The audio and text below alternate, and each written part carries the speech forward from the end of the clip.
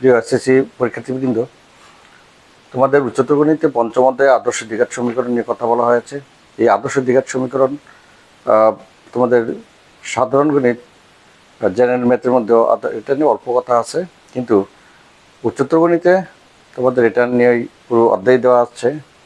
পঞ্চম অধ্যায়ের আদর্শ সমীকরণ, আদর্শ দ্বিঘাত সমীকরণ কি, কোনটা আদর্শ দ্বিঘাত সমীকরণ এবং আদর্শ দ্বিঘাত সমীকরণের সমাধান। তো এই আদর্শ তোমাদের এই আসন্ন যে এসএসসি পরীক্ষা অনুষ্ঠিত হতে যাচ্ছে, সেই অনুষ্ঠিত পরীক্ষায় অবশ্যই আদর্শ দ্বিঘাত সমীকরণ থেকে তোমাদের সৃজনশীল না হলেও এখান থেকে এমসিকিউ পরীক্ষা এসে থাকে, অর্থাৎ নৈর্ব্যক্তিক আসতে পারে। তো আদর্শ দ্বিঘাত সমীকরণ, এটা আমি এর আগের একটা ছোট একটা লেকচারে তোমাকে বলেছি। দ্বিঘাত সমীকরণ বলা হয়েছে। দ্বিঘাত মানে চলকের সর্বোচ্চ ঘাত হচ্ছে 2। এখানে ax square plus bx plus c equal to 0, এটা একটা সমীকরণ। এখানে এবিসি বলা হয়েছে, যেখানে এবিসি হচ্ছে ধ্রুবক এবং a is not equal to 0। ABC ধ্রুবক মানে কি, যে কোনো স্থির সংখ্যা 1 2 3 4 ধনাত্মক বা ঋণাত্মক যেগুলো পূর্ণ সংখ্যা, এবিসি হচ্ছে এরকম সংখ্যা। আর এক্স হচ্ছে এখানে চলক, কারণ সমীকরণ হতে হলে অবশ্যই চলক লাগে। এবং শর্ত হচ্ছে এবিসি যে ধ্রুবক, যেগুলো সংখ্যা হতে পারে, কিন্তু এ 0 হতে পারবে না, কারণ 0 হলে এটা আদর্শ দ্বিঘাত সমীকরণ থাকে না। আদর্শ দ্বিঘাত সমীকরণ বলা হয়েছে কেন?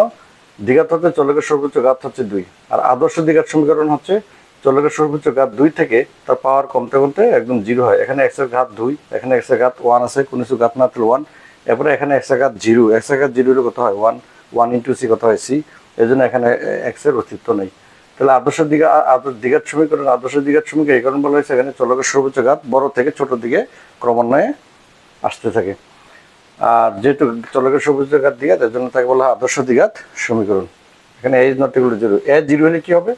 এ যদি 0 হয়, 0 সমান হতে পারবে না। এই আদর্শ দ্বিঘাত সমীকরণে শর্ত হচ্ছে a is not equal to 0, অর্থাৎ এক্স স্কোয়ার সহগ হচ্ছে এ, এক্স এর সহগ হচ্ছে বি, সি হলো ধ্রুবক। তাহলে এখানে এক্স স্কোয়ার সহগ যে এ, এটা 0 হতে পারবে না, কারণ এটা 0 হলে তাহলে দেখো কি হয়। তাহলে আমরা যদি এর মান 0 রেখে 0 into x square plus b x plus c is equal to কত 0 ইন্টু সামথিং, আমরা জানি কি 0 plus b x plus c is equal to 0। তাহলে 0 প্লাস দিয়ে লাভ নেই, তাহলে আমাদের থাকে b x plus c is equal to 0। তাহলে এখানে চলকের সর্বোচ্চ ঘাত হচ্ছে 1, তাহলে এটা তার আদর্শ দ্বিঘাত সমীকরণ থাকে না। যদি আমি এর মান 0 বসাইলে আমাদের সমীকরণটা রূপ দাঁড়ায় এই ধরনের রূপে আসে, b x plus c is equal to 0 হয়। এই সমীকরণটা কি দাঁড়ালো? B x plus c is equal to 0। তাহলে এখানে চলকের সর্বোচ্চ ঘাত হচ্ছে 1, আর আমরা চলকের সর্বোচ্চ ঘাত যদি 1 হয়, এটা সরল রেখার সমীকরণ হয়ে যায়, এটা দ্বিঘাত সমীকরণ থাকে না। এখানে চলকের সর্বোচ্চ ঘাত 1 এসে ফসলো, তাহলে এটা দ্বিঘাত সমীকরণ থাকে না। এই জন্য শর্ত হচ্ছে a is not equal to 0। ABC ধ্রুবক, যে কোনো সংখ্যা হতে পারে, পূর্ণ সংখ্যা, ঋণাত্মক, ভগ্নাংশ, বাস্তব সংখ্যা থেকে যে কোনো সংখ্যা হতে পারে, এক্সেপ্ট 0, অর্থাৎ এ ইজ নট ইকুয়াল টু 0, এ 0 হতে পারবে না। আর এ 0 হলে এটা আদর্শ দ্বিঘাত সমীকরণ থাকে না। তোমাদেরকে পরীক্ষা আসতে পারে নিচে কোনটি আদর্শ দ্বিঘাত সমীকরণ। এই আদর্শ দ্বিঘাত সমীকরণের পরিচিতি থেকে প্রশ্ন হতে পারে।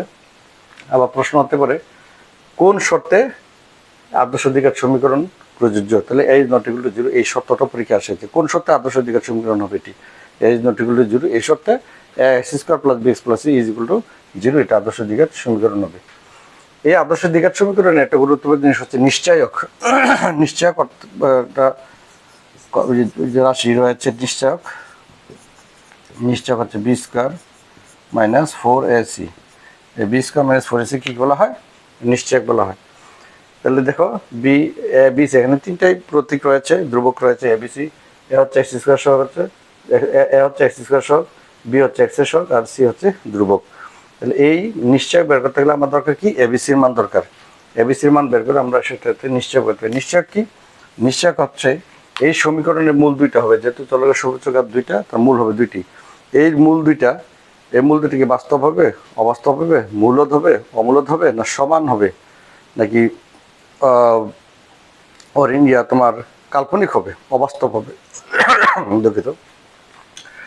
এটাই এই নিশ্চয়ক দ্বারা আমরা নিশ্চয়ক বের করে আমরা বলতে পারি। সমীকরণের সমাধান না করে, মূল দুইটা বের না করে, আমরা এই নিশ্চয়কের মানের সাহায্যে নিশ্চয়কের যে মান পাবো, এই মানের উপর নির্ভর করে 4টা বৈশিষ্ট্য আছে। তা নিশ্চয়কের এই 4টা বৈশিষ্ট্য দেখে আমরা বলতে পারবো এই সমীকরণের মূল দুটি কি বাস্তব, অবাস্তব, মূলদ না অমূলদ, সমান না অসমান।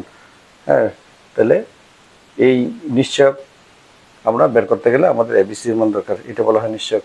নিশ্চয়ককে B square minus 4ac K B square minus 4ac নিশ্চয়ক বলা হয়। এটা নিশ্চিত করে মূলটার চরিত্র সম্পর্কে নিশ্চয়তা প্রদান করে, যে মূল এই সমীকরণের দুইটা মূল কি হবে ওইটা নিশ্চয়তা প্রদান করে বিধে তাকে বলা হয় কি নিশ্চয়ক। নাম দিয়ে আমরা বুঝতে পারি যে নিশ্চয়, যে নিশ্চিত করে তাকে বলা হয় কি নিশ্চয়ক। তাহলে বি স্কোয়ার মাইনাস ফোর কে নিশ্চয়ক বলা হয়।